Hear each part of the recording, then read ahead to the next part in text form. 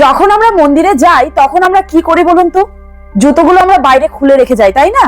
কেন বলুন তো? মন্দিরের পবিত্রতা যাতে নষ্ট না হয় সেই জন্যই। ঠিক এই ভাবনা থেকেই অযোধ্যা ধামে নেওয়া হলো এক ঐতিহাসিক এবং কড়া সিদ্ধান্ত।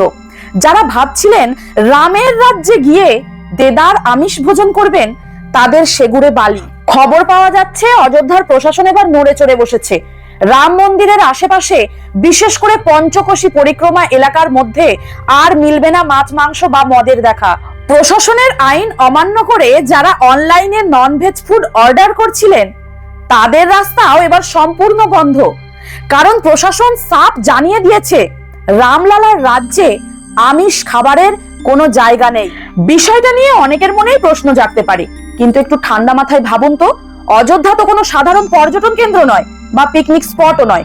এটা কোটি কোটি মানুষের আবেগের জায়গা, সনাতন ধর্মের এক পবিত্র তীর্থক্ষেত্র।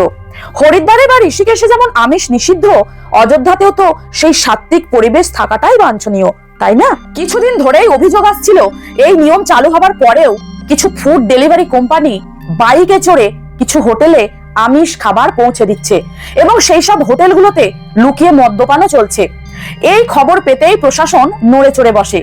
সোজা ওয়ার্নিং দিয়ে বলা হয়েছে মন্দির চত্বরের 15 কিলোমিটারের মধ্যে এইসব আর চলবে না। আসলে সব জায়গারই কিছু নিজস্ব নিয়ম থাকে, তাই না? যেমন আমরা স্কুলে গেলে ইউনিফর্ম পরে যাই, কোনো পাবলিক প্লেসে গেলে আস্তে কথা বলি।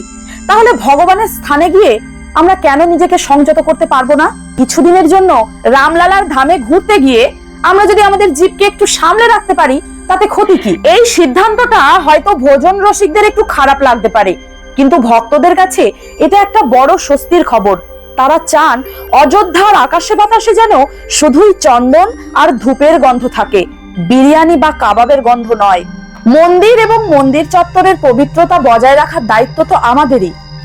অযোধ্যা ধাম তার নিজস্ব মহিমায় বজায় থাকুক। জয় শ্রীরাম।